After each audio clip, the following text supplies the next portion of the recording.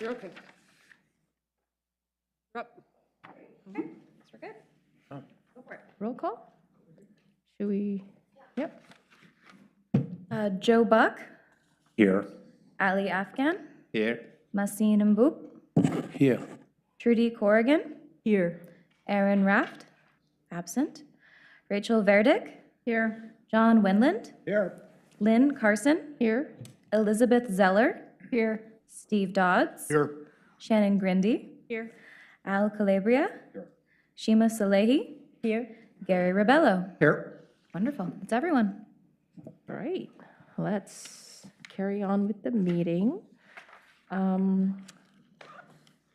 Minutes. All right, does everyone have the minutes in front of them? All right. Motion to approve minutes? So moved. Second. All right. Minutes approved.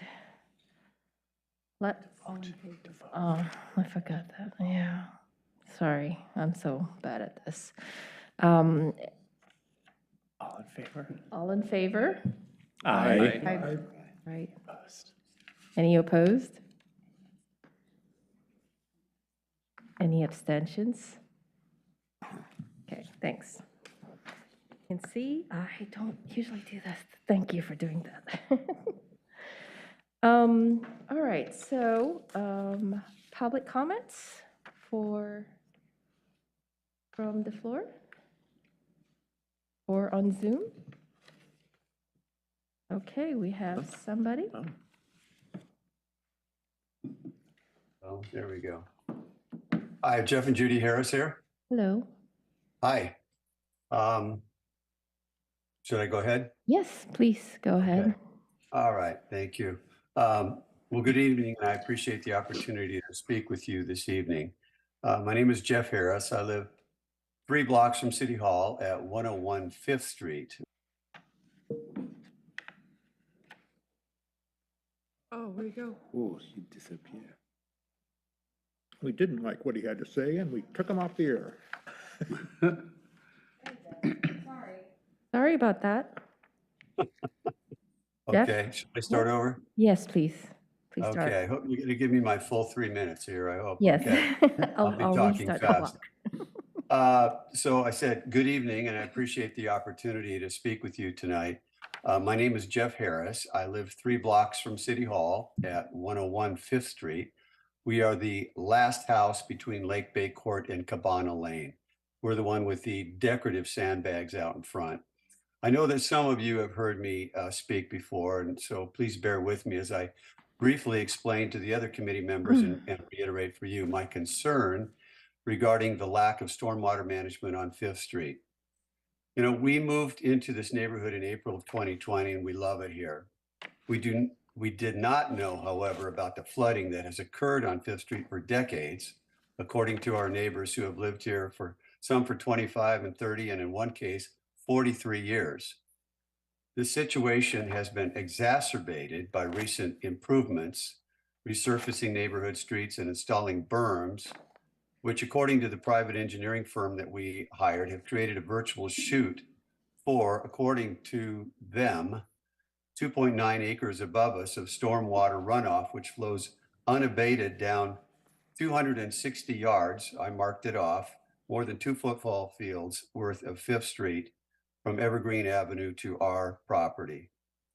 It often floods our entire front yard up to the steps of our front door. In fact, in January, our front yard was featured on the front page of the Lake Oswego Review. That's our flooded front yard there. And if it rains hard and long enough, it floods our neighbor's yard. On May 2nd, a year ago, 2 days ago, the fire department pumped out, by their estimation, 30,000 gallons of water from our neighbor's yard. So for nearly the past 3 years, we have been in discussions with the city regarding mitigating this situation, dozens of emails, photos, videos, engineering reports. And here's a copy of our file on this. And 2 and now 3 presentations to the city council. In January of this year, the city created a quote unquote interim partial solution by digging a large hole across the street from our house, previously public parking spaces, with an orange plastic fence around it, which has become a topic of much conversation and confusion. We are hoping for a swift and permanent resolution to this problem. I'm finishing up here. This storm issue has resulted in devastating property damage for our neighbors. For us, this stormwater issue is more than an inconvenience. It is a serious health and safety issue, as contaminated neighborhood water is frequently on our property. For the hundreds of community members who daily walk, stroll, bike, and use this small 5th Street connector in navigating around the bay, it is a hazard. It is a hazard with flooded streets. Even after it stops raining, it remains flooded for some time. And this little 5th Street connector is the only egress and ingress for all of Cabana Lane and Cabana Point residents, Thank you, thus putting Jeff. cars and trucks dangerously competing for very little space with people and dogs and kids. Thank you, Jeff. Ladies and gentlemen, it's past time to fix this. Thanks for listening. Thank you. Appreciate it. Any more comments on this? On the floor? Member Steve? I've got a question. Did you, I mean, have you talked to your realtor when you bought the house? I mean, that's a matter of pretty strong public record. People know it's there, you know, probably impacted the value of your house. What did your realtor say after you purchased it? Well, the issue has become much worse than it was. We did buy this house before it went to market. We used our realtor to kind of oversee the paperwork, but it did not come up as an issue before we bought the house. It should have. I agree with you. Yes. Right, thank you, Steve. Yeah, I would like to emphasize that it has gotten, according to all the neighbors, it has gotten worse recently since the streets were resurfaced in the neighborhood. The changing weather too, you know. All right, thank you, Jeff. We've heard your Thank comments. you. Appreciate it. Great. Let's carry on if there are no more comments concerning. Okay. Martha, would you like to share the budget message and summary? It would be my pleasure. So Shauna's going to bring up my presentation. I think, well, the budget process in Oregon, in all jurisdictions, is a 3-phase process. The first one is the stuff you guys don't get to see, which is the work that we do at the staff level, starts around Thanksgiving to prepare the proposed budget. Tonight's the first night of the second phase, which is the budget committee consideration. So I propose the budget to you. You as the budget committee receive it, deliberate on it, and what you're going to do is you're going to approve the budget and also the maximum tax levy at the end of the second stage that we're starting tonight. The third stage is the consideration that's given to it by the city council. After the budget committee deliberates and approves the budget, it goes to the city council. They will also do the same thing, even though they also serve on the budget committee. And at the end of the third phase, they will adopt the budget. That all has to happen before the 1st of July. We can't start the new fiscal year without the legal authority to spend money. Okay, so here we rock and roll. You want to keep going, Shauna, till we get to my slides, I think. Is your mic on? I'm not loud. Oh my God, that's the first time on my life I've been told that. Somebody write that down. All right, so keep going, Shauna. I don't have the clicker, so, all right, we did that. We did that.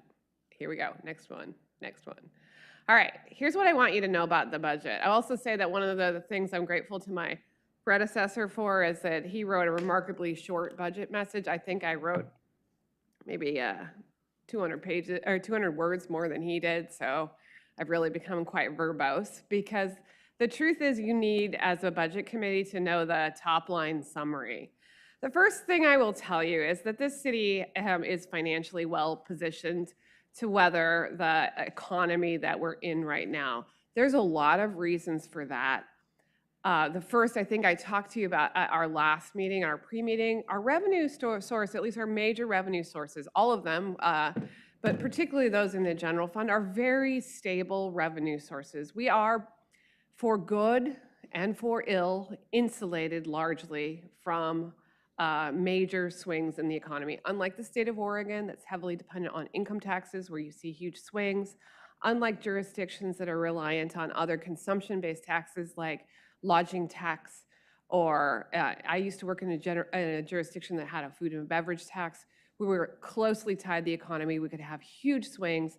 This community is largely tied to the property tax, which since the 1990s, when ballot measure 50 passed, has been an incredibly stable resource. And also our utility rates and fees, which we set months in advance.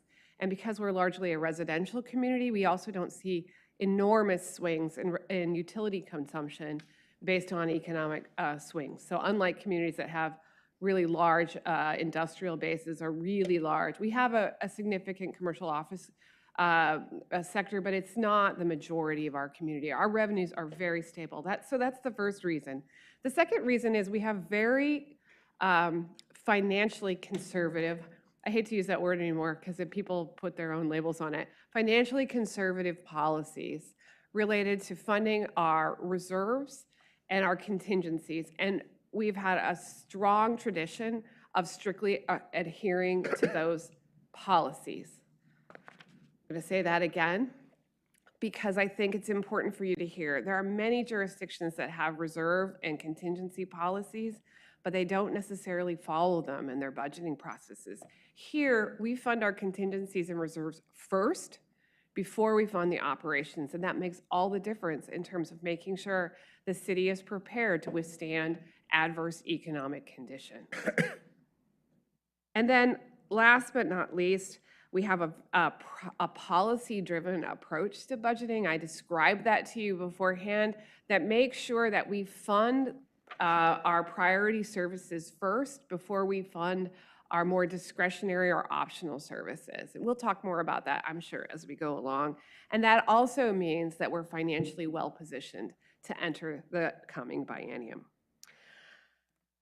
The other thing I will say is that we were able this year, for reasons that you can ask Sean about, to project that our revenues are actually putting us in a place where we can withstand some of the impacts of inflation. So I'm going to talk about that in a second, because that's my second point that I want you to walk away from this budget with, which is in the first year of the biennium, we were able to allocate an increase of 4.67% to our general revenue departments, which is higher than most years, and is almost enough, not completely enough, but almost enough for them to cover their inflationary costs.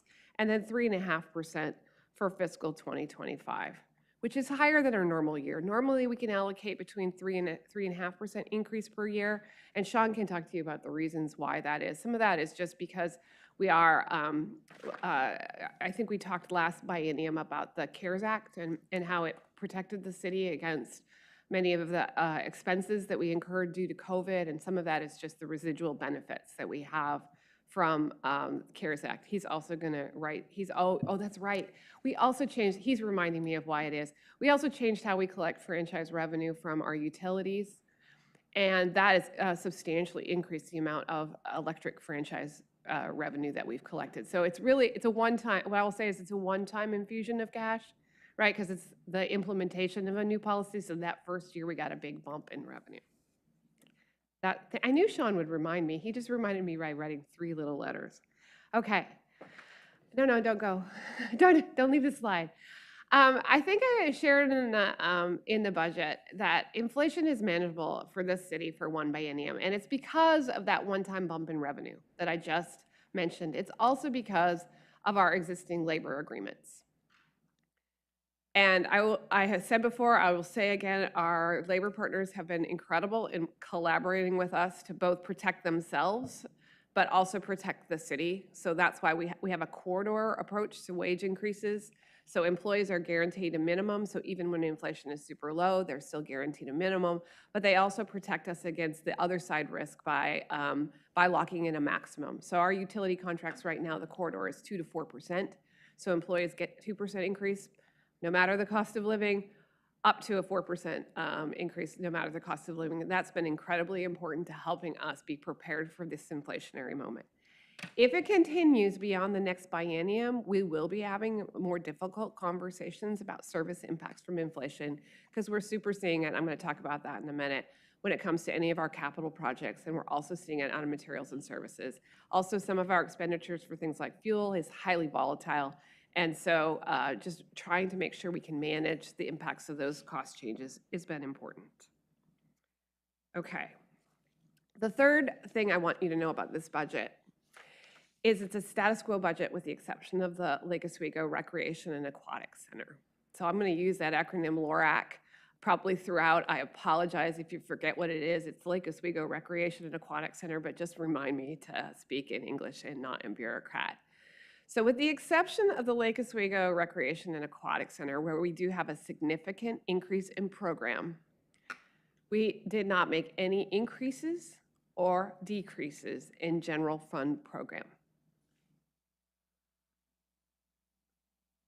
Okay, so what we've got, so this budget in terms of your deliberations is not that exciting. I apologize. Last time we had some really interesting choices to make. And the reasons for that are on the bulleted slides later before. Now, when it comes to the LORAC, we actually anticipated the financial impact in the current biennium's budget, which we deliberated on last year. So actually, in terms of the general fund transfer, we'll talk about the revenue side in a second. We did not have to increase the general fund transfer to Parks and Rec to absorb the LORAC, because we actually did that 2 years ago. Thank goodness we did, because I actually was able to use some of that savings to fund the capital project because of that cost overrun. We're actually able to use that savings. And I also didn't have to confront the issue of how am I going to find $400,000 of increased general fund revenue. Didn't have to because you guys had already approved that in the last budget. But you will see an increase in revenue because we're anticipating first our contract with the school district, because they're paying for a portion, close to half of the operation of the competitive swimming pool, and also increase in user fees and for Parks and Rec. Because when you go to the LORAC, you'll pay either a monthly or a daily, a monthly, a tri-monthly, or an annual fee to use that program. And you also may pay for some of the classes and workshops and activities that are taking place in that building. You will see that there's a significant increase in staffing, a lot of additional part-time staffing, especially because we've got to have lifeguards. We don't currently have any lifeguards on city staff. About 21 or so increase FTE, and that's probably more like 50 or 60 actual people have been added so that we can add this program. We didn't do that lightly. It's the lowest we think we can add. But unless we add the staff, we can't actually operate the programs that are going to take place in this new building. The operating deficit for the LORAC is very close in this budget to what we anticipated when the council made the decision to go ahead with the project back in 2020. So in other words, we knew that that $400,000 gap general fund revenue was going to be needed to subsidize the operation of the LORAC. So the good news is the budget has prepared us for that, but it does look like a big number. Probably the biggest budget change. Okay. The next thing I want you to take away is our capital costs are uncertain. I'm not going to cover the capital improvement plan tonight. You'll have Director Rooney here next Thursday. So a lot of the questions that came in advance really are about the CIP. I'm going to ask you to hold a lot of those questions until next week because many of them need to be answered as part of the presentation and in context. Actually, the comments from Mr. and Mrs. Harris are ones that we're going to hold the answers to until next week because that project is identified in the capital improvement plan.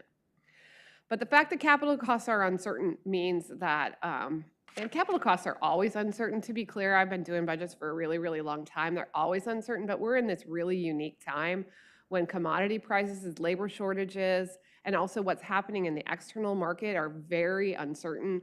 And we're seeing cost pressures in places we normally wouldn't when it comes to capital projects. So we were also likewise conservative when it came to capital programming in the upcoming biennium because we don't want to overpromise a capital program that we can't deliver. All right.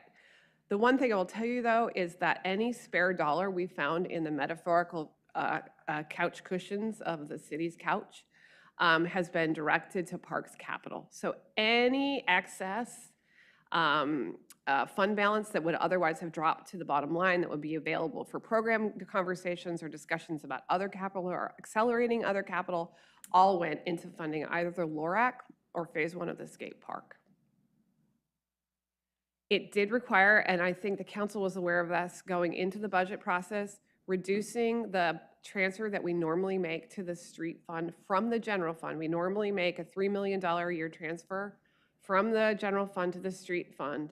We reduced that from $3 million a year to $2 million a year. I know many of you have questions about pavement. Again, I ask you to hold those questions for Director Rooney, although I will say she gave an outstanding presentation to the City Council recently about the results of our recent sort of pavorama, our 4 years of really doing a lot of pavement work. And I would say if you have questions about the forecast for Pavement Condition Index, which is what PCI stands for, I direct you to that presentation. It was knock your socks off. Although the good news is I'll get to hear many of those same answers again, so I'll get to be blown away by our technical capacity again next week. Okay, so I know lots of you have questions about PCI. Erica will be here next week to address those. The only other major programmatic change is you're going to see an increase of 1.1 FTE in building inspection. The one is a new plans examiner. I think many of you have, especially those of you on the council, have received complaints from folks who are in plan review about how long that's taking. There is a statewide shortage of plans examiners. That is affecting not just jurisdictions, but also the private contractors that we rely on when we have a staff shortage. So in the past, what we would do is if we got to a place where we had too much work, we just contracted out.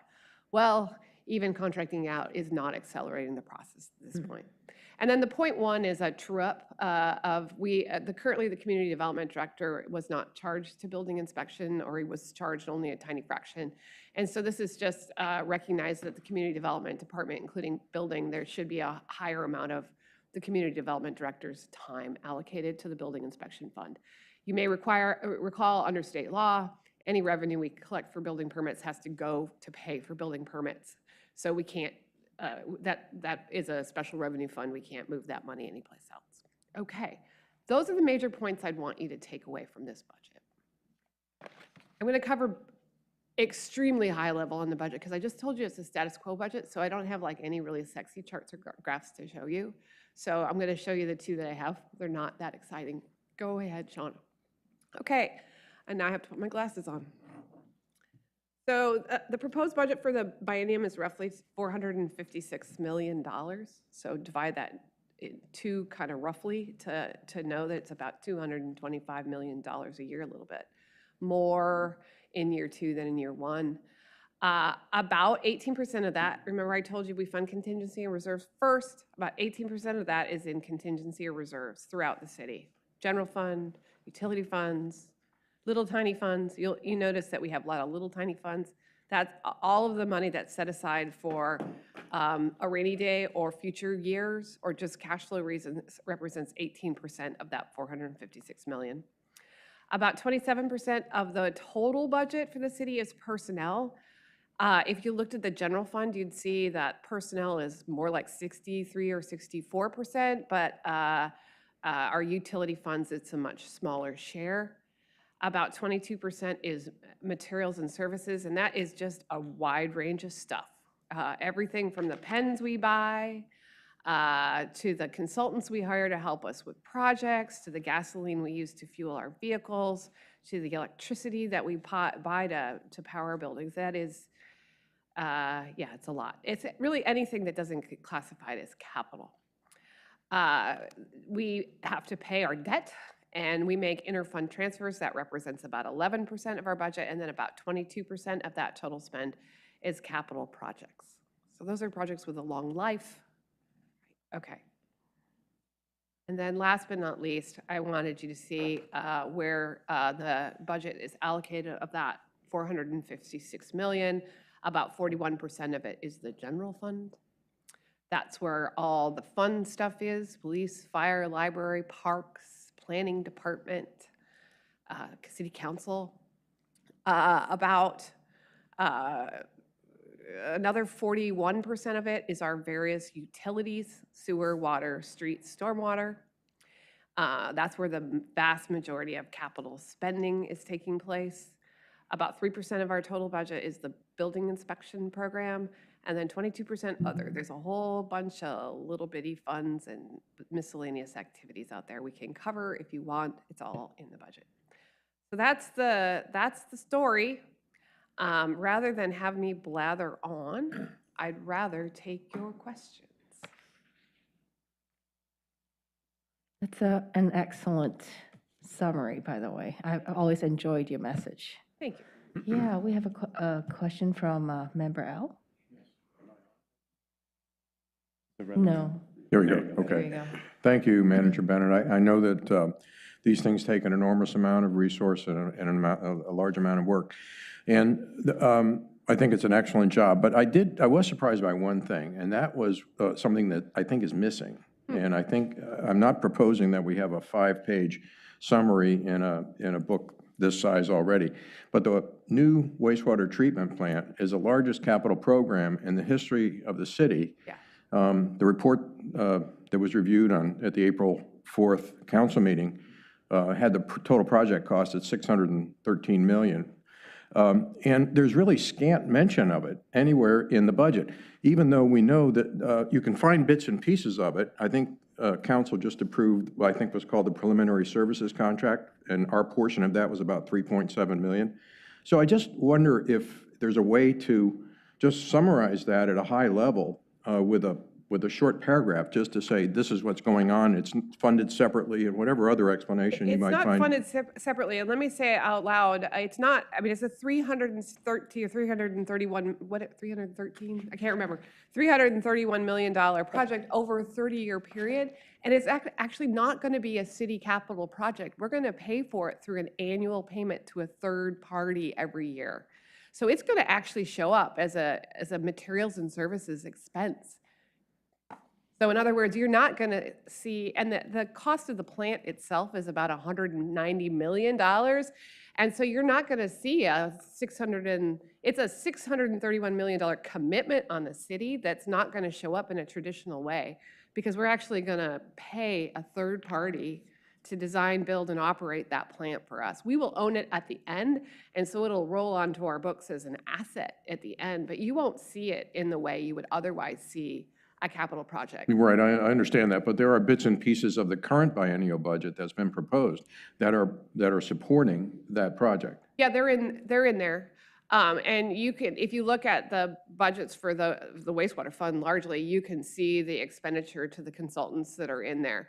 We wouldn't anticipate making the first payment for the plant in the upcoming biennium. It won't happen until into the next biennial budget. So, I mean, we're a year away from even making a firm contractual decision to build the plant. It's got to be at least a 24-month construction phase. In fact, we may be not in the 25-27 biennium before we pay a dime on it. We may be in the 27-29 biennium before it shows up as a major expense. And I will tell you, when you see it, you'll see it, because it'll be a significant payment to the company that's going to build and operate. So the reason it doesn't show up in the way you're expecting in the budget is it's not like any other project we've ever done before. Thank you for the comment, Member L, and thank you for the explanation, Martha. That's a great discussion. Member Elizabeth, do you have a comment? Yeah, you're good. Oh. Yeah. Nope, trying again. Okay, thank you. Thank you very much, and particularly as a finance professional, I want to really just highlight the quality of the finance staff and the presentation, so thank you. You talked about it being primarily a status quo with the exception of the LORAC, and Right. for all the reasons that we know. I'm just more curious about, after the LORAC, what would have been the next couple priorities of things you would have really wanted to fund? We didn't even entertain that conversation, to tell you the truth, because we knew that we were going to be in such a financially constrained budget cycle. As early as we started back at Thanksgiving, we knew we were going to be in a situation where adding new program was not viable for the upcoming biennium. So candidly, we didn't even talk to that. I certainly would start with the council goals as the places where I would say they've given me an indication of what their policy priorities are. That might point us towards increasing behavioral health, which has been a highly successful programmatic addition in the police department. That might point us at increased funding for additional pedestrian improvements, pedestrian safety improvements. Certainly at this point, we now have quite a lot of data about who the library is reaching and who the library is not reaching. So increasing library access or library outreach services, what we've piloted in the last couple of years in terms of trying to actually physically take a bookmobile and other library services out of the building. That might have been the next priority after that.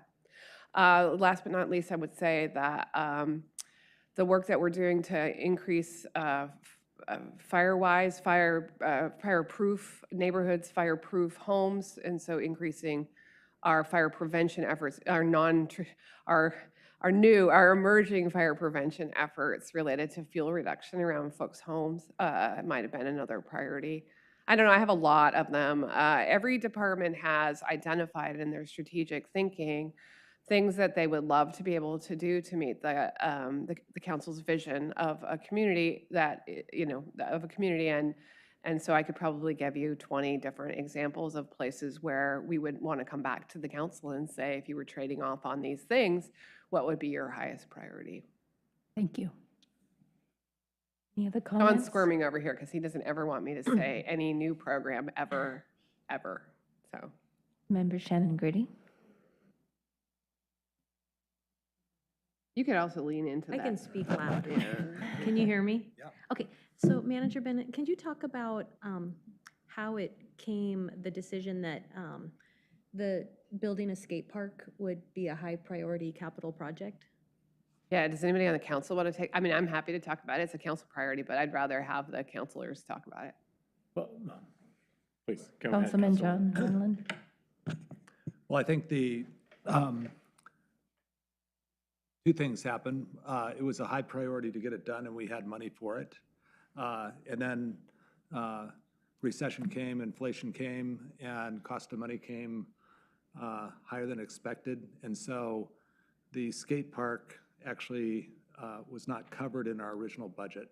And so we, as a city, over the years, used to have a skate park down where the operations center is. And previous councils said that it would be good to build the operations center and then to rebuild a skate park sooner or later. And so we haven't had a skate park since 2014, 2016, something, 2017, for a long time. And so it's the one activity that we don't have that we had, and we felt that that was a higher priority to do. So I will say, with staff's expert ability of managing money and figuring out, literally, I think Martha went through the couch 4 times to look for change. We figured out how to fund part of Receipt Park, which is the skate park, and then we will put on hold the remaining part of Receipt Park until we have funding identified. And so that's how the skate park took a priority. Thank you. Member Shannon, did he answer your question? Okay, great. I think we have a comment from a member, Steve Dobbs. Steve? Steve? Yeah, Well, I was go going to ahead. say, the skate park was on the Lusher Farm Master Plan. It's been on there, it's been a priority for a long time. Just when, there's a lot of fields being built for football players and soccer players, but a skate park built, is pointed at a group of youth, and it's been a priority for a long time. There's never really been any naysayers on it, so for what it's worth. Councilman Ali Afghan, you have a comment too? I had a question. Oh, okay. So if we're done with the discussion on the skate park, any more comments? If no comments, we'll go to Councilman Ali Afghan. You have a question? Manager Bennett, would you entertain question about the report, or would you like us question? Anything in the budget except for the CIP. All right, thank you. First of all, thank you for the great report. I love numbers, and I enjoyed going through them, and it was well put together. It was also easy to understand. So my compliment to you and your staff. On your fiscal year 2023 to 2025 first page, it indicates a 4.6% increase for the first year and 3.54% for the next year. Can you share how you came up with those numbers? This is a Sean question. Yeah, so the difference between the 2 years is primarily the franchise fee from PGE. It's increasing from 3.5% to 5% to be on par with everyone else in the neighborhood. But that's when it's coming, is this biennium. So that's where we're getting that large first-year increase. And then it doesn't increase after that. I mean, it's still at 5%, so you don't have that sharp increase the second year. Okay, thank you. That answered my question for Manager Bennett. The rest of the questions are for the department heads. All right, do you have any more comments for Martha, or? I don't bring them up here unless you ask, so why don't you go ahead to your questions? Oh, okay. Let's, Unless you don't want to ask them in public, Counselor. you like to? I have questions for half the department heads. Anyone else has questions? I just have one. Go ahead. You may not have the answer to it, so that's okay if you don't. I appreciate the work you guys have done, obviously, as said before. The comment about inflation and how we're prepared for it in one biennium, right? Do we have anything built into this budget specifically to build a cushion into the future bienniums that could potentially have lingering inflation still, just in case, as a backup plan? Ask it again. So there was a comment about the budget is prepared to take it, right, as it comes for one biennium with the inflation. So as a financial professional, I think it might actually linger a little bit longer than just one biennium. So are we planning to build any kind of a cushion for future, just in case? Well, that's certainly one of the reasons we carry large reserves and contingencies is for future years. Now, when we get to future years, if it's still at a very high rate, one of the reasons the city gets very attractive debt financing is because of our reserve policies. We may face a trade-off between service reduction and continuing to carry large reserves for our debt coverage. And so I would say if we stay at, I also think it's unreasonable that if it continues for more than 2 years to continue to expect that our employees will absorb it, which is essentially what we are asking them to do in the current biennium, is for 2 more years hang on with us, because over the last 10 years, our track record has been good in terms of very low inflation. And so I think if it persists for more than 2 years at the current rate, and I read a lot about the economy and attend a lot of presentations, and I will say I think that economic forecasts are quite divergent into what they're telling us about where the economy is headed. Yesterday morning I read in the Wall Street Journal we're definitely 100% headed toward recession, and this morning I read it in another publication, maybe only a 16% chance. The truth is, over time, inflation, in the last 10 years, inflation has trended pretty low. So if we could return to a more modest average, it doesn't have to go back to the 0.7% days. But if we can get under 3.5%, we're going to be okay. If it stays above 3.5%, we're not going to be okay, and we're going to have some discussions about either increasing revenue or reducing services. Got it, thank you. I think the 3.5% was kind of what I was hoping for, to see what we're shooting for. Yeah. Thank you. Great comment, thank you. Let's go back to Councilman Ali. Do you have any questions concerning more in-depth answers that you're seeking? I have a question for the department heads, and if that's okay, we can go through it in the order that the book is put together. Sure, yes, and I If think, they're here. yeah, If they're here. that's why I they're don't here. see the police chief. Why don't you ask it? We'll write it Okay. down. We'll get you an answer in Sure. writing. When I look at the number of FTEs and I look at the total incident calls, it looks like that from 2020 to now, there has been a substantial increased number of total incident calls. And I feel like we may not be proactive in the number of people, the number of police officers we're hiring, and we may end up being reactive. So my question for the chief was, if the trend continues going up, at what point does he need to hire more police officers? And would that be in the next 2 years, or is that be past that? We'll pass it on. I would point out, if you look at the data, though, the substantial increase in calls is actually in the non-emergency category, if you look. So I'm happy to ask the chief. I will say that, again, we increased staffing a couple of years ago to, the other thing I will also tell you is we increased staffing with Budget Committee's approval 2 years ago, and that actually tends to generate, adding staff in the police department causes more calls because we can go to more calls, right? So I think it's not just a question of are there more calls and therefore we need more cops. If we have more cops, we're going to have more calls too. Am I making sense? But I'll have the chief give you that answer. That's great. Manager Bennett, my fear, I'm Yep. sort of conflicted because I'm a budget member committee and a city councilor. So the city councilor side of me says, we don't want to be reactive to the crime. Yeah, no, and I know the police department will be in front of the council soon with their annual report, and so I'm going to actually suggest to him that as opposed to answering that as a budget question, he answered that question as part of his annual report to council. Okay. The next question for him, he is going to be spending $510,000 replacing vehicles.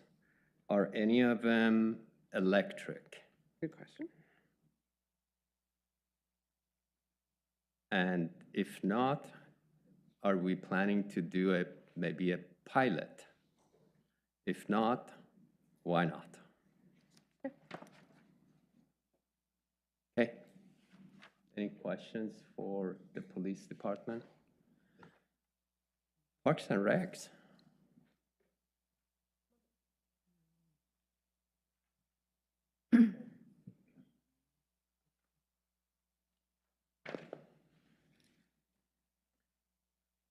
Hello, Director. Hello. I noticed you also mentioned, showed $304,000 to buy vehicles and equipment. Any of your vehicles or equipment going to be electric? We're going to try to, our equipment, yes. So our equipment, all of our handheld equipment in our Parks Department at this time, with the exception of a few backpack blowers, are all electric. So we've actually almost completed the conversion to electric for all of our handheld equipment. Some of our mowers, we are replacing mowers with electric mowers. So our riding mowers, as we replace those, we will be replacing those with electric mowers, including a new greens mower at our golf course. When we open up the golf course, we will have a new electric greens mower there. And we're working toward electrifying our fleet of vehicles based on availability. Right now, the availability that we have for full-size pickups is about 2025 delivery without a guarantee on price on fleets. But we are working with Amanda Watson, who's our sustainability manager for the city, and we have identified some fleet vehicles that in the interim, until those are available to replace vehicles, we will be going with hybrid. vehicles for replacement with the ultimate goal to have electric vehicles. We find that the electric vehicles, if we can get the full size or the full electric vehicles, they actually fit really well with our operational standards because of our handheld equipment can be charged by the vehicle. So we don't have to put additional infrastructure into our parks where the people are doing the work, but they can actually use their vehicle to charge their equipment. Okay, thank you. Yep. The other question I have for you is under personnel services, if I take the 2021-2023 number, which is about $10 million, divide that by 2, divide that by 44 FTEs, and do the same thing with 2023 and 2025, the $13 million with 66 FTEs, I noticed that the average drops by 12%. A large portion of that is because the anticipated increase in FTEs is part-time FTEs. So when you look at that personnel cost, those personnel costs also include benefits. So obviously a full-time employee with full benefits, health benefits, retirement benefits is more expensive than a part-time employee. Although our part-time employees in Oregon, when they pass 600 hours of service, they do get activated with PERS, but they are significantly less expensive for us to have. And so the increase you see in FTEs is primarily in part-time FTEs. Thank you. I don't have any more questions. Anyone else? Thank you. I'm sorry, I had one question, sorry, for Director Anderholm. Could you talk to us a little bit, Ivan, about the habitat enhancement program? I see that we're, dedicating additional resources there, which of course is fantastic, the 250,000. But over the years, we haven't been indexing that amount for inflation. I mean, it's been the same amount, every biennium. Do we have any? But the costs are growing, the needs are growing. I mean, is there any way we can, allocate more to the habitat enhancement to be responsive to the growing needs? We will never say no to more money. But practically talking to our staff that manages the habitat enhancement program as well as our invasive removal program, the number has been fairly static. However, it becomes an issue of not only capacity, but the type of work that we can do. Initially with this fund, we were doing a lot of invasive removal, which you remove one invasive, another one comes in, you remove that one. Our goal is to move to stabilization, but having the resources, having additional resources doesn't mean that we can do more work, because with the work, as we stabilize and normalize the environment, it costs us. The more stabilized we have, it costs us more, and it won't just be an incremental throwing dollars at materials and services through the program. It'll actually result in us actually having to add FTEs in order to continue the work. At this time, our staff is very comfortable with the amount of resources and with the amount of work that we can do. Again, as you remove, new things come in, so you need to address them. So if we get to a point where we're too far over our skis and we are moving towards stabilization without being able to do the backup work to establish the native species, we can get in a position where we'll be redoing work. So right now, we feel, as we've analyzed probably the last 3 years of the program, we're really comfortable with where we are with resources so that we can continue to make improvements without taking steps backwards. That's great. Thank you. Thank you, Ed. I just had one more quick question. The plan, the Parks Plan 2040, the 400K, can you Yes. just talk a little bit both about what it is and what the 400K is going to be used for? Yes, so Parks Plan, we operate under a guiding document, which is our Parks Plan, which is basically a 15-year plan that plans for, based on community input, plans on new facilities, new programs, where we're going in Parks and Recreation. The current plan expires in 2025. So what we're looking at is for 2040 will be the extension of that. The $400,000 that's allocated is for us to work with a consultant team to do public engagement and to create a new plan that will spell out our vision and our operational plan for the next 15 years. Thank you. Anyone else has questions for Parks and Recreations? Thank you. Okay, thank you. Councilman Ali Afghan, do you have Fire more questions? department. For Fire Department, please?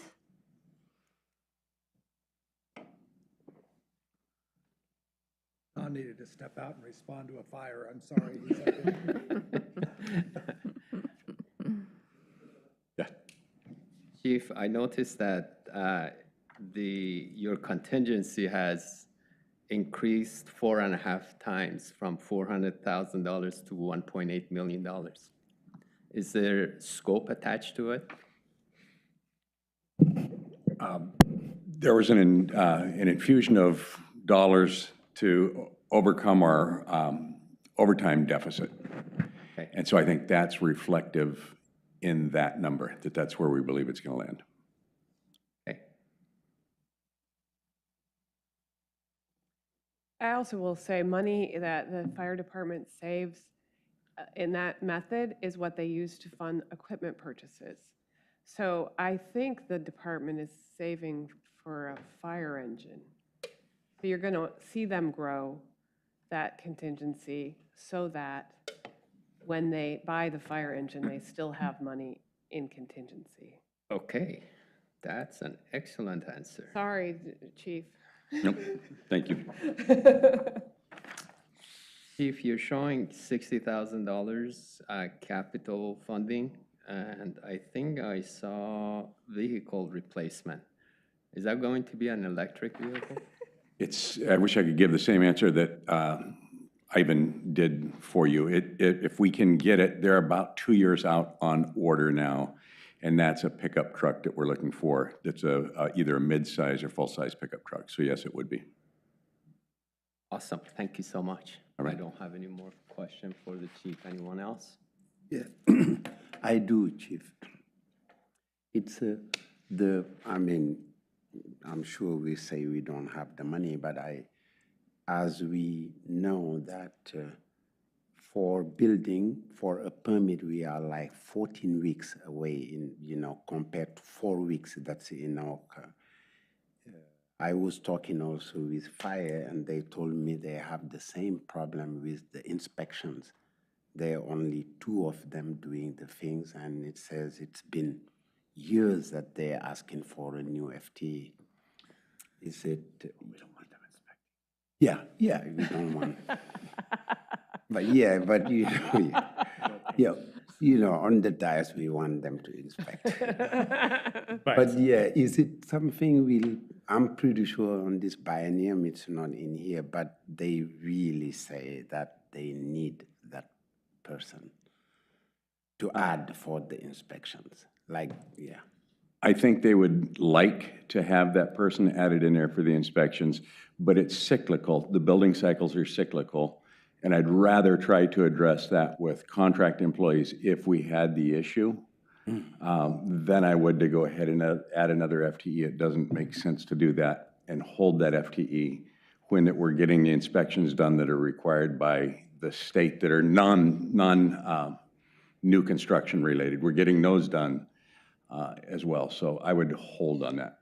But have you ever tried, contracting someone to help them? We haven't had a need to as of yet. Okay. Okay. Thanks. Thanks. Just one quick Member question. Gary. On your key performance indicators for responses 8 minutes or less for priority, you've got somewhere between 94 and almost 95%, but you're forecasting only 92%. I was wondering why such a low number there. Right now, the system is changing, so the numbers may not be as important on the go forward. The whole response system in the county is changing to send the right resources to the call, either with or without lights and sirens. So there's a small fraction. These are all lights and siren kind of calls that you're referring to there. Okay.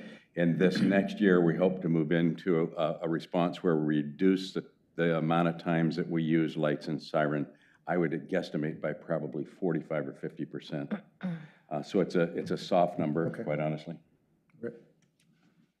Thank you. Any more questions for the fire chief? Thank you. All right, thank you. Thank you. All right. Let's go on to All the right, next department. library. Yes, is it the library?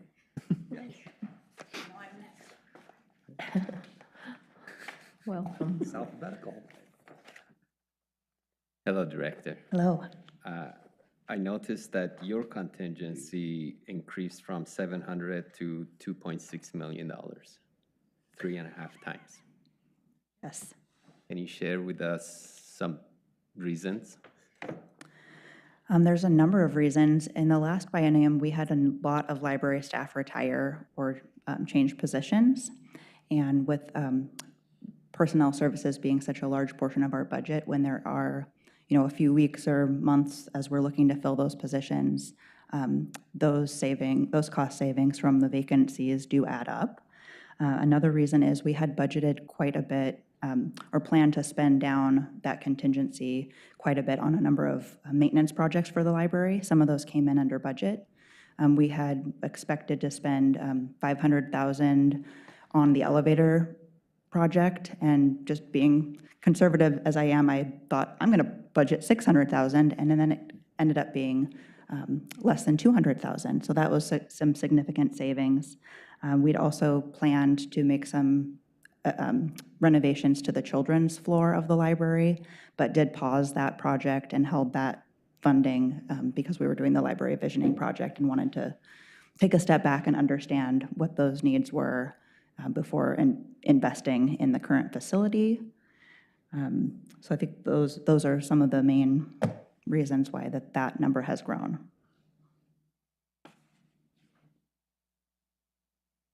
Great. Does anyone else have? I don't have any more questions. Thank you. Thank you. Anybody else have questions for library? No. Thank you. Thank you. All right. Let's. I do not have question for planning. All right. All right, we'll skip that one. Better Anyone not. else? Does anyone have questions for the planning director? Member Al Calabra? Yeah, come on up. Hi. Apologies. You got to press it. Yeah, there you go. Got it. Thank you. I don't mean to start this with a question that sounds negative, but if you look at the metrics, and I presume the metrics, the KPIs or metrics are selected because they're drivers of the business activity that you're engaged in. And most of them are going down, but the personnel costs are going up. And I just wondered if you could help us understand that. So what I will say is I am the interim director. I've been the director for 2 months now, the interim director.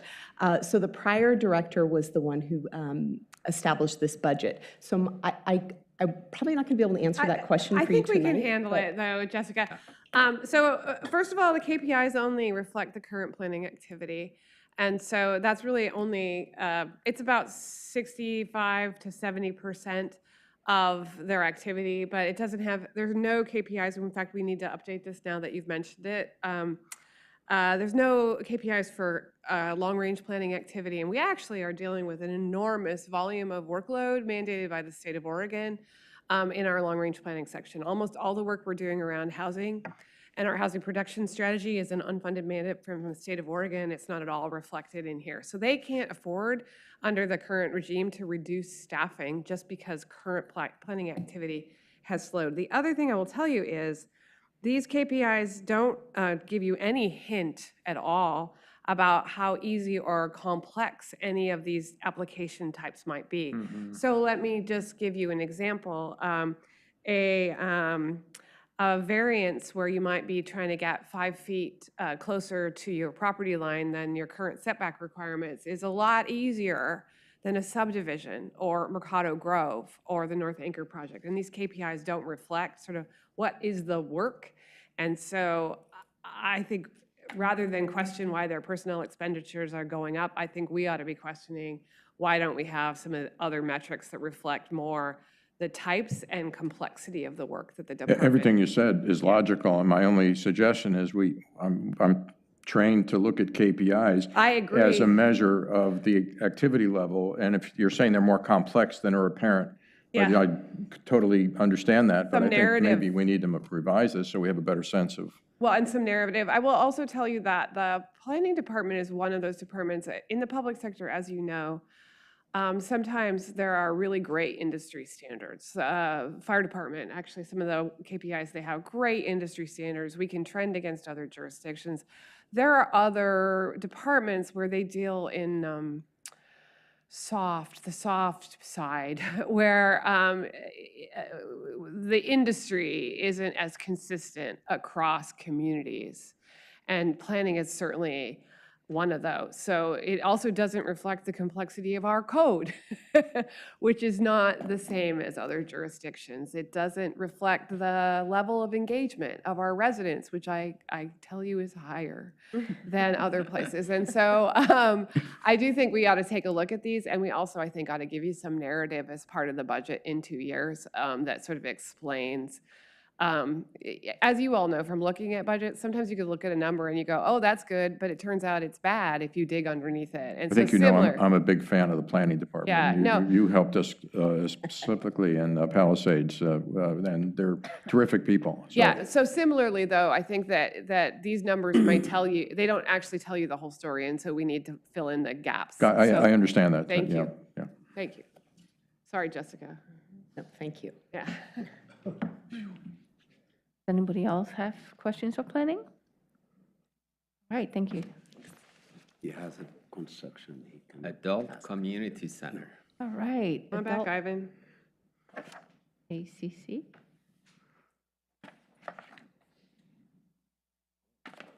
Second time in the hot seat. That's awesome. Yeah, no, it's not a hot seat. It's a hello, how are you seat. I'm good. Question? He did an outstanding job on the Parks and Recreation. Keep them going. Yes. Director, same question. I noticed that the contingency has doubled from 280,000 to 500,000. Do we see some uncertainties out there, especially for adult center? We don't see uncertainties on this. We have had a unusually high, in the current biennium, unusually high vacancy rate in our personnel. So that's reflected in that number. And you'll also see some of the changes that will be reflected as you look at the bottom of the notes there, is that we have reduced staffing, not only the vacancy rate, but we have reduced in key areas some staffing hours. And so that's reflected because the allocation comes in the same and it shows up as contingency. Okay. When I take the personnel services from previous biennial, the $1.9 million and 8.6 FTEs, and compare that to this biennium with 8.3 FTEs, there is a 10% increase in the average cost. So I could see the increase to be 6%, but 10%, I wasn't able to figure out why. I think Sean is going to answer that for you. So I say generally, personnel did go up by about 5% per year. Okay. Just between healthcare, COLAs, PERS, all of that, the average was around 5%. And then if they have any step increases, say they have an employee that's starting at like step 1 or they're at 3, by the end of the biennium they're at 5. Each step is roughly about a 5%. Excellent. Increase. Thank you. I don't have any more question on the Adult Community Center. All right, thank you. Thank you. Anybody else? meal serving.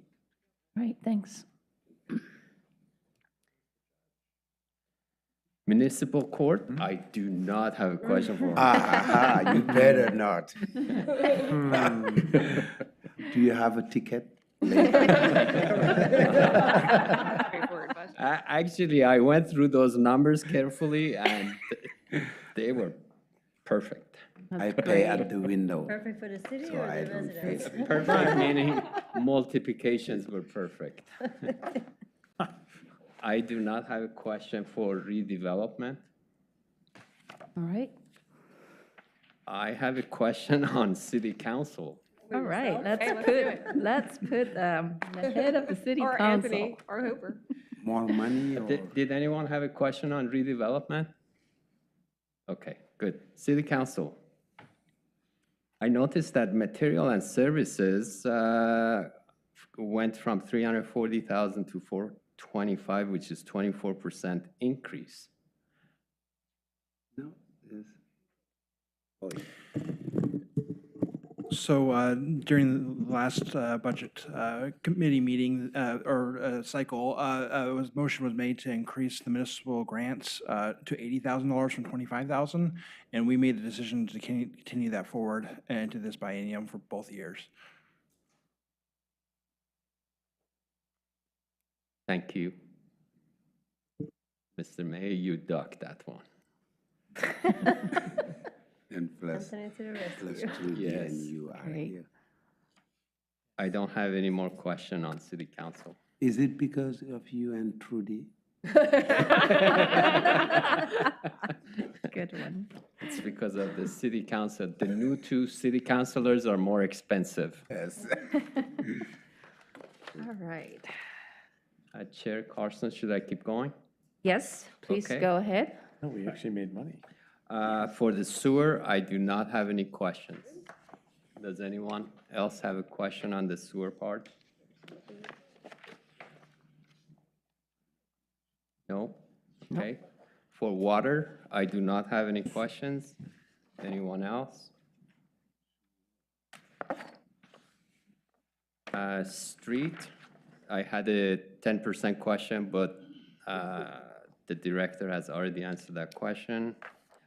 Anyone else on the streets?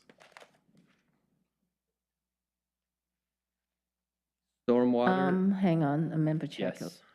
Member Al Calabria Yeah. has a comment. Thank you. I actually did have a question on water.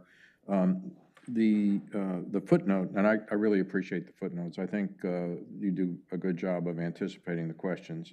And so there was an explanation for this backup power generator at the water treatment plant. My question is, why would we be doing that if we have a major project on the horizon? And if we sense that we need a backup generator there now, is it fungible for the future? Would we be able to move it somewhere else if we invest $150 million in a new wastewater treatment plant?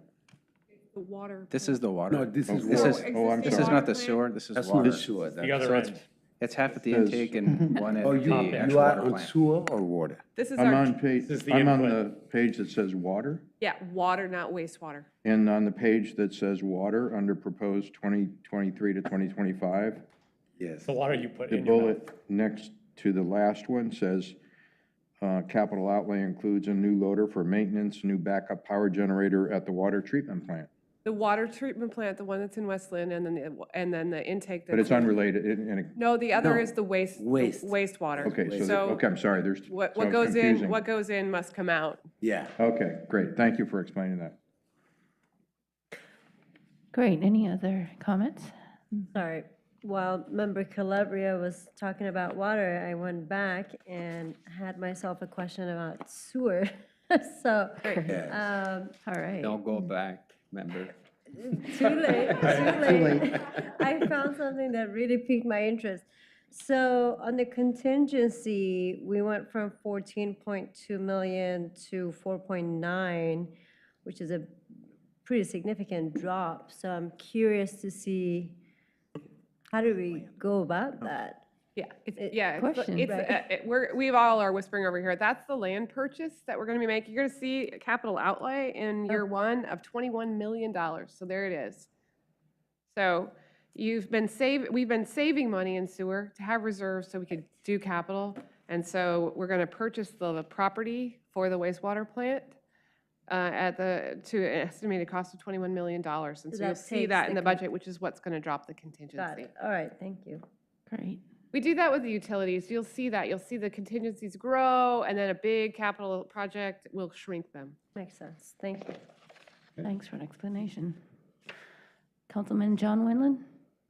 So just so everyone's on the same page, if a department has extra money at the end of the year, they put it in a contingency. Or they Goes in the drop it contingency. to unappropriated, and then it becomes available to them at the next. It shows up in their beginning fund balance. It either goes into contingency or it shows up in their beginning fund balance in the following year. Right, but the beauty of our budgeting is that departments don't have the incentive to spend all their money. That's right. And so, just as a general concept, it's probably one of the best plans because you don't have at the end of June, everybody's spending money on ping pong balls. You have them saving it for a project or something that they want to spend in the future years. So we're giving incentive for the management staff to control their budgets. And so that's why some of the contingencies grow over the years, because they're saving up for something, or they are anticipating something that may be changing in their department. So that's why it's not like we're budgeting additional contingency. Oftentimes, it's just carried into contingency for a holding place for something. So anyway. I guess, thank you. That's very helpful. I guess my point of clarification, I was actually curious why you went down so much, because to me, it seems low for the type of work that might be ahead. That was a curious question in my head, because I remember a few budget meetings before, Manager Bennett had mentioned that the city does have issues with some sewers, but we're working on them when they come up, right? If I recall correctly, correct me if I'm wrong. And if they do come up, like in my little cul-de-sac, it did a couple of years ago, and they had to come and dig up and fix it and, fixed it back up. But it seems like if that happened a few times, the 4.9 would not be enough. I guess that's why it kind of raised some questions for me. So I'm going to, well, in general, they are able, because they have money set aside in capital maintenance as well, to handle those things. And we anticipate, and Anthony used to run those departments, so we do anticipate a certain number of those will happen every year, so we do budget for them. So contingency is not necessarily the first place we go to. There's always budgeted lines for sort of, for every utility stuff comes up over the year. Sewage is the worst when it comes up, but and the most urgent to fix. But there is funds in all of their budgets for capital maintenance projects that come because of things that happen in the field. Got it. All right, thank you. All right. Anybody else have comments on water, sewer, street, stormwater? No question on the stormwater. All right. System development changes, assessment project, or bicycle path?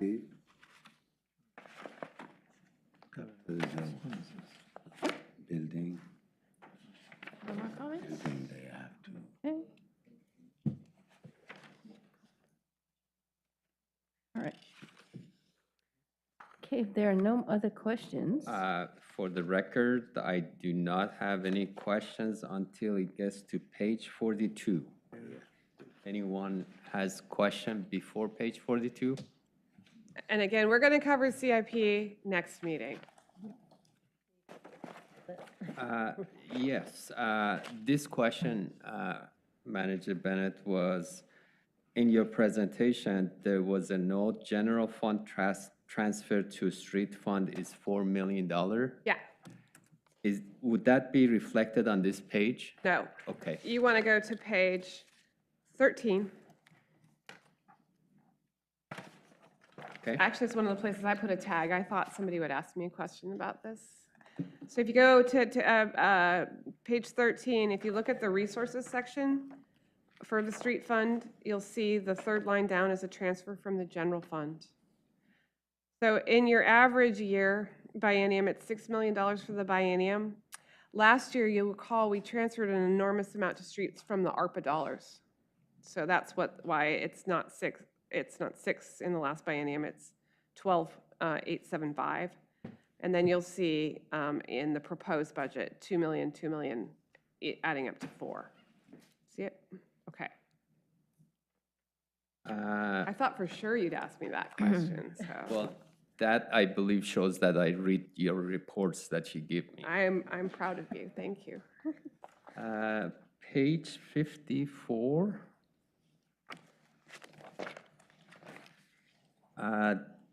Deputy City Attorney 2, low, high, July 1st, 2023, $1.1 million. I saw that.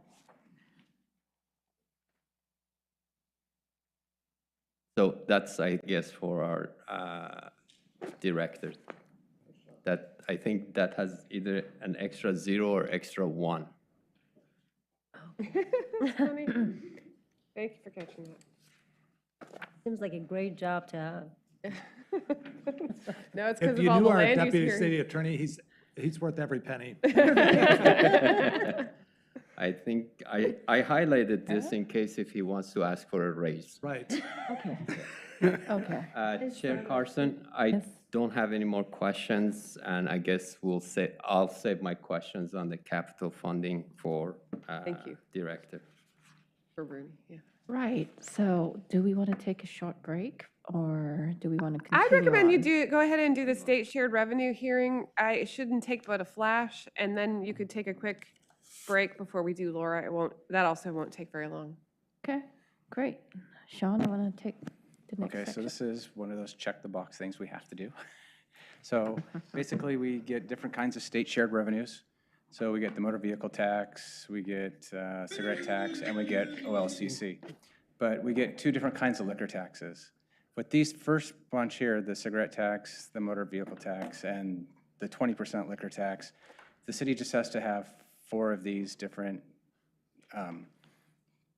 things that we do, these services that we provide, and we're eligible for it. So this isn't what we're talking about for the public hearing. Just showing you this is what it is. But there's another 14%, next slide, please. There's another 14% liquor tax that we actually do have to do a required public hearing by state. And then basically what we're going to end up doing is elect to receive these additional funds. These funds are already in the budget. We already assume that you're going to do this, but we still have to do the public hearing. You need a motion? No, We need you to open a public hearing. Oh. Ask if anyone's here to testify. Take said testimony, close the public hearing. Do we need a motion? No, you Open it. We have to open. Okay, go ahead. we're opening up for discussion, Open a public hearing. opening up the public hearing. Right. Is there anyone here to testify? Anyone here to testify? All right, I'm closing it. Close the public hearing. I'm closing the public hearing. And then, Motion? no. I would make a motion that we approve, that we elect to receive additional OLCC funds. Second. All right. Everybody, no, is there a discussion? Everybody, Are we getting our fair share? Because when Yes. I walk in our neighborhoods, Oh, that's when I see recycling day, I see a lot more than $675,000. But that's just a casual observation. Yeah, it's That's unique what to your they're- neighborhood, I think. Maybe they're gifts from Vancouver.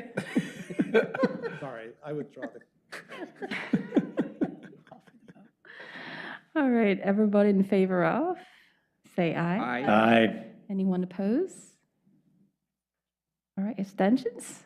Oh, no, that's great. Motion approved? Yep, okay. All right. Okay, so let's go for a break, and we'll be back. Let's be back at 7 o'clock. Is that good? All right.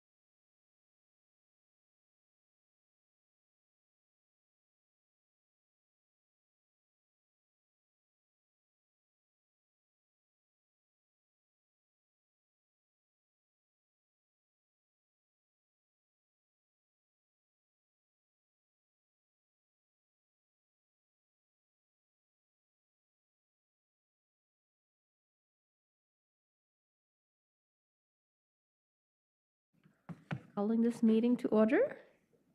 Oswego redevelopment. All right, this is for Lake Oswego Redevelopment Agency.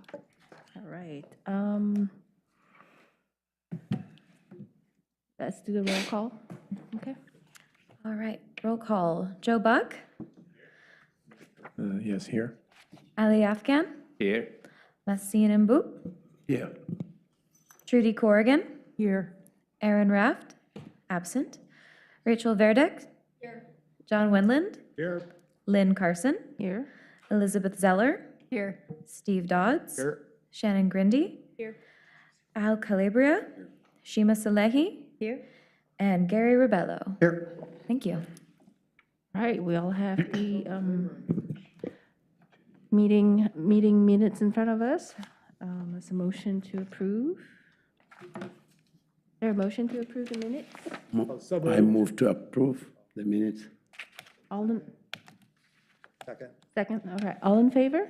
Aye. Aye. Any opposed? Any abstentions?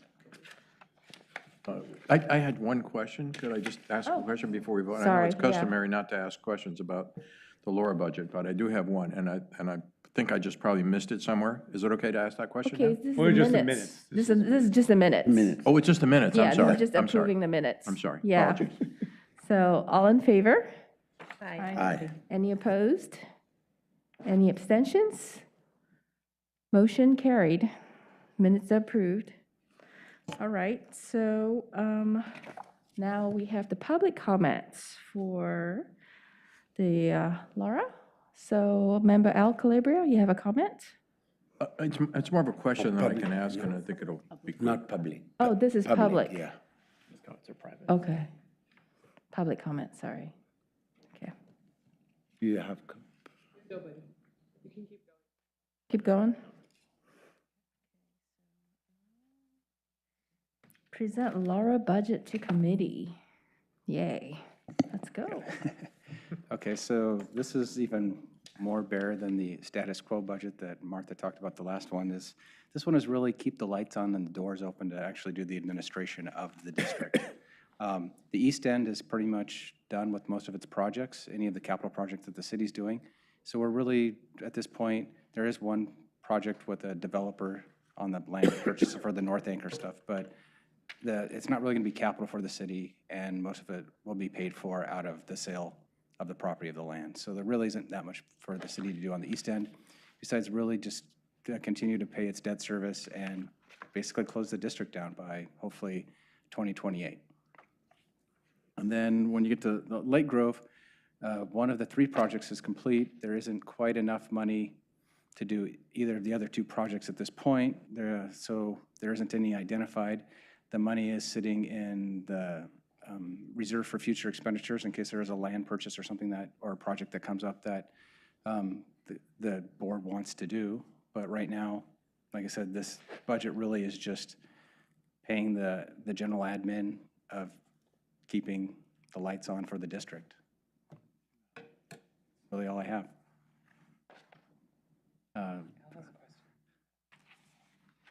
Question now? Yep. Yeah, I may have missed this, and it might be a quick one. There's a large item on page 6. It's reserved for future expenditures of 18.7 million under the East End redevelopment summary. And I was trying to tie it to some projects, but is it tied to a set of projects somewhere? No, that's basically the, so if it was contingency, that would be part of a capital project. So in budget law, you can only have a contingency if you have an operating line item. That would be capital and that kind of stuff. Reserve for future expenditure is in the debt service fund. And what we're doing is basically saving up the debt, the TIF to actually pay off the bonds. Okay, got it, thank you. So, Mayor Buck? I have a question. Yeah. Thank you, Chair. Sean, what is that internal contracted services on page 4 under the for the Lake Grove Capital Projects Fund? 608,000? Yeah. That's me, that's Martha, that's Sid. That's basically the city's contract. So city doesn't actually, or LORA doesn't actually have any staff assigned to it. It contracts with the city to actually pay for it. So that's actually the staff that's involved in actually, like I said, keeping the lights on and the doors open.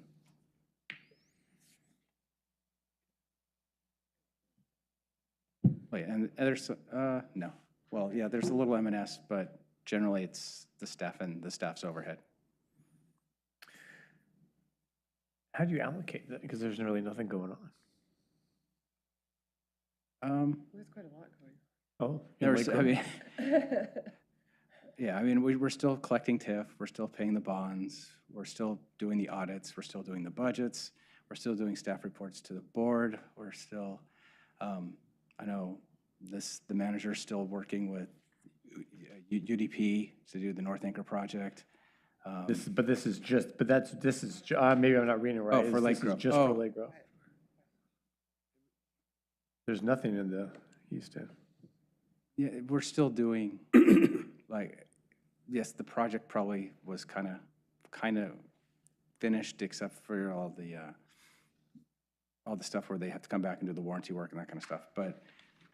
But I mean, where's the corresponding, the internal services for East End? Oh, well, the East End is actually in the general fund now because the East End has out of money. The East End was identical, it was split 50-50. But since there's less than $200,000 to maximum indebtedness for the East End, and we still need that to finish up some of the consulting services for the North Anchor and some of the permits and stuff still for the Windward, so Block 137. So it wasn't that one got more than the other. They actually were quite even. It's on page 8 of the general fund budget, you'll see. There's 3 FTE assigned to it. Matches the Lake Grove. Actually,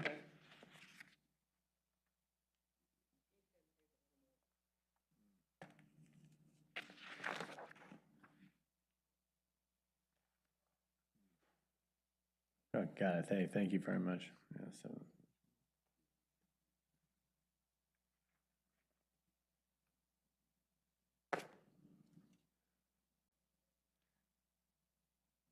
Does anybody else have any questions on the LORA budget?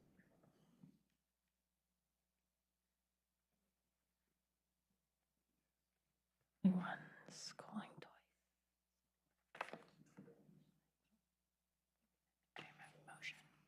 Motion to approve. Excuse me. All right. Motion to approve the LORA budget. Move to approve the LORA budget. All right, second. All right, all in favor? Aye. Aye.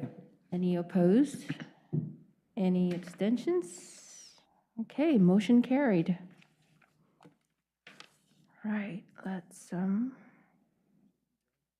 yeah, I think let's adjourn the meeting. next week, we'll obviously present the capital improvement plan. There's usually lots and lots of robust conversation around the CIP. Then you'll deliberate on the budget as a whole prior to your, hopefully, maybe, depending on how the CIP conversation takes place, maybe you'll be ready to approve the budget, the rest of the city's budget. So. All right. We'll still take questions as well, won't we? We'll still take questions up until like Wednesday at lunchtime to get you written responses. If they come in later than that, then we'll have to hand carry the responses in here. All right. This meeting has been wonderful. Thank you for everyone and for all your contributions. I call this meeting to a close. Thank you. All right. Thank you. Thank you. Good meeting. Yeah, that's good. I'll give Anthony his pen back. Well, nice to meet you. How I have no. Thanks for service to council.